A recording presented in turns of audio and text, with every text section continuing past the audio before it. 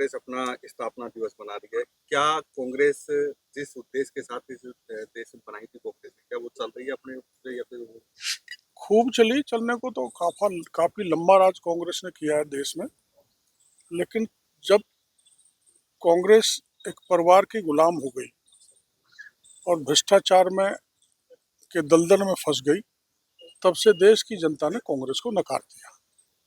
और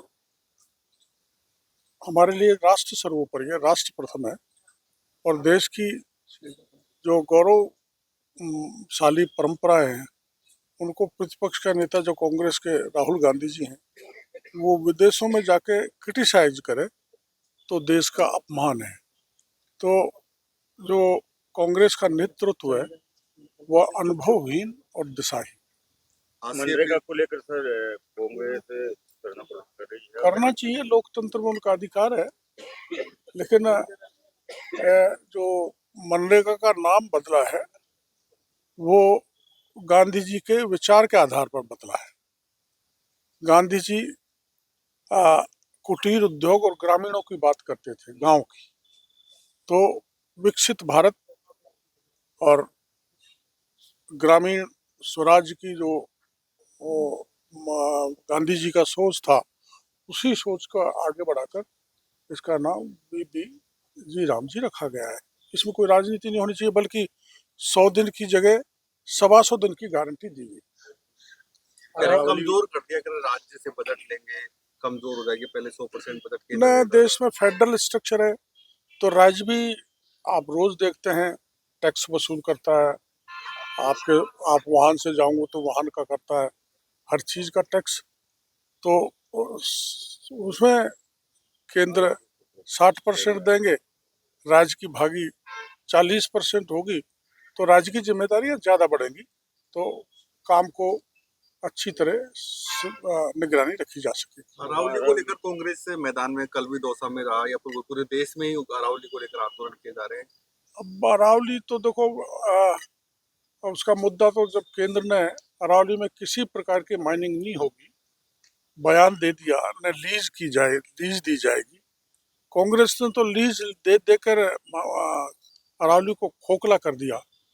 जो ये आंदोलन कर रहे हैं उसमें जरा आप जाके देखो, मैं नाम नहीं लेना चाहूँगा, यहाँ के सांसद का उन्होंने तो अरावली को खोद के ही डाल दिया और वहाँ पर ही मकान बना लिए।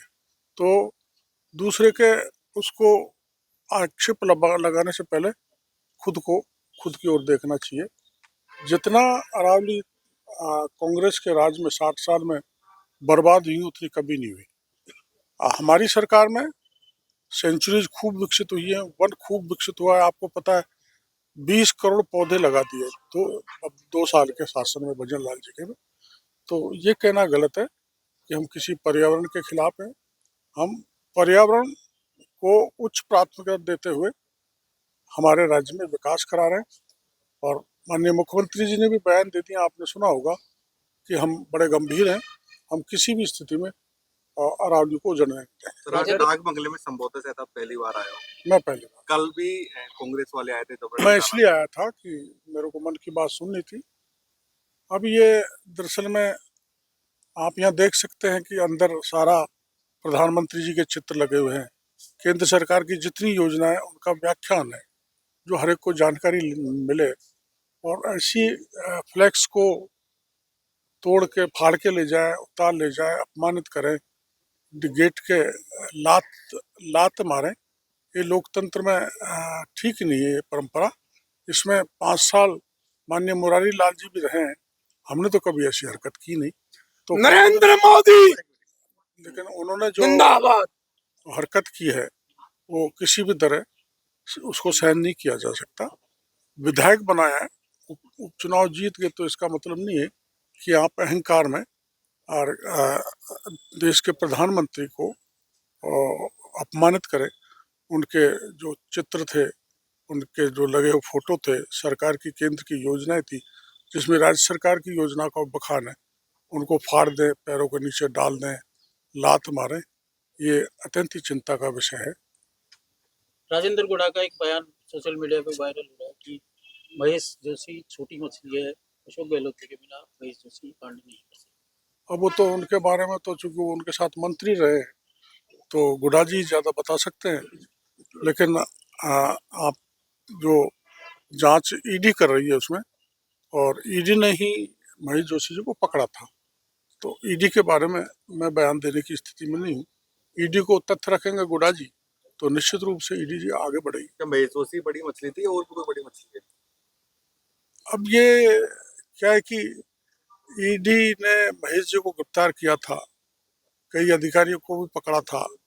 अभी एसीबी ने 20 अधिकारियों को 17 की परमिशन मांगी है, जिसमें अभी तक 16 या 14 लोगों की परमिशन सरकार ने दी है जांच के लिए। तब कुछ आगे पता लगेगा, जिसमें चीफ इंजीनियर भी हैं, आईएएस भी हैं, कि कौन कौन बड़ी मछलियाँ इसमें है। उपचुनाव का समीक्षा रिपोर्ट आ गई है तथा उपचुनाव की पिछले देखते हैं, क्योंकि समीक्षा में नरेंद्र सिन्हा के लिए कहा गया कि बीजेपी ठीक से काम नहीं कर पाई। ये चुनाव लोकतंत्र में चलते हैं, हार भी चलती है, जीत भी चलती है, और हार जीत के बाद समीक्षा भी होती है, और हमारी कहीं न कहीं कमी रही है जिसके कारण से हम चुनाव हारे हैं, और जनता का फैसला है, सिरोधारी है।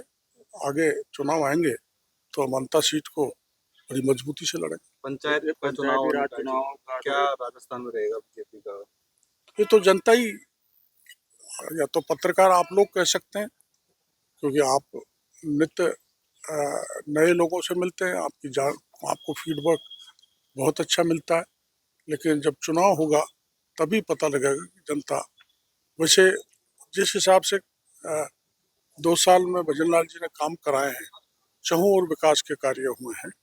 आप सोच नहीं सकते थे, मैं तो सोचता था कि भाई हमारा ईआरसीपी इतनी तेजी से नहीं बढ़ेगा, लेकिन नवनेरा का बांध बन के तैयार हो गया, और 26,000 करोड़ के दूसरा टेंडर लग गया है, जिसमें अपने जो ये मुरेल का डैम है वहाँ तक पाइपलाइन आ जाए।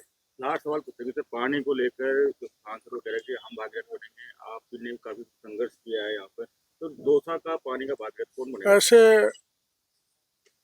जो ग्लोबल लीडर है मोदी, उसके चित्रों को फाड़ने से वो भागीरथ नहीं बन सकते। एक नेशनल पार्टी ही नहीं है, विश्व का सबसे बड़ा संगठन है। और देखो, मेरे बारे में तो आप कुछ कह सकते हो, लोग भी कुछ कह सकते हैं, लेकिन मेरे भाई को इन चीज़ों से कोई लेना देना नहीं। वहाँ सार्वजनिक स्थान है ये, जो यहाँ के सुनवाई करे जनता के। चुनाव हारने के बाद भी, ये चुनाव हारने के बाद तो कहीं दिखते ही नहीं है। चुनाव हारने के बाद सरकार का उम्मीदवार था, सरकारी पक्ष का, बात सुन के समाधान करता है, तो उससे परहेज नहीं होना चाहिए माननीय मुरारी लाल जी को भी, और माननीय विधायक DC बैरवा जी को भी। और मैं अभी कुछ दिन पहले अस्पताल में आया था, तो मैं इस बात का भरोसा देके गया था कि कोई काम हो तो हमको बताओ, और उनको कोई आपत्ति थी तो मेरे को बताते, ताकि मैं हमारी पार्टी के वर्कर्स को कहता, मेरे भाई को कहता। तो ईर्ष्या भाव से ये किया हुआ कृत्य है, ये समाज की दूरियां बढ़ाता है। सामाजिक समरसता बढ़नी चाहिए, उसकी जगह सामाजिक दूरी बढ़ाने का काम दोनों नेताओं ने किया है। इसकी मैं कड़े शब्दों में भर्त्सना भी करना चाहता हूँ और चेतावनी भी देना चाहता हूँ। आगे ऐसा कृत्य किया तो न्यायालय का जवाब धैर्य से दिया जाएगा। सर, मंत्रिमंडल विस्तार की खबरें आती हैं फिर रुक जाती हैं, क्या कारण?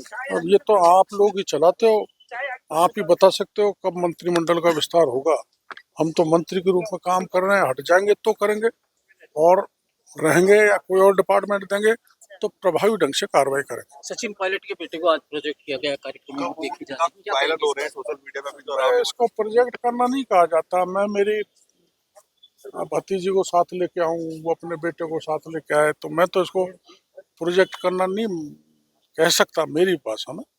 और अगर ऐसा पायलट साहब का वो है मंतव्य, तो लोकतंत्र में कोई बुराई वाली बात नहीं है, क्योंकि पंडित नेहरू थे, वो इंदिरा जी को लिए घूमते थे तो देश के प्रधानमंत्री बन गए। अपने संजय गांधी और राजीव गांधी को इंदिरा जी प्राथमिकता देती थी, काम भी संभालते थे, तो वो देश के प्रधानमंत्री बन गए। तो उनका मंतव्य भी ऐसा नहीं होना चाहिए। बेटा है तो बेटे को ले आए होंगे, राजनीतिक माहौल बताने के लिए कि राजनीति क्या है। और ऐसा भी है तो फिर ट्रेनिंग तो अभी से शुरू हो जानी चाहिए, क्योंकि जब मैं राजेश पायलट साहब से चुनाव लड़ा था तो उस समय सचिन पायलट भी आए थे चुनाव देखने के लिए, फार्म भराने भी आए थे, चुनाव देखने भी आए थे, कुछ दिन प्रचार भी किया था, तो पीसीसी चीफ बन गए, डिप्टी सीएम बन गए। ऐसा मंतव्य तो कोई बुरी बात नहीं है, पर लगता नहीं वो मेरे को ऐसा कि इस दृष्टि से लगा।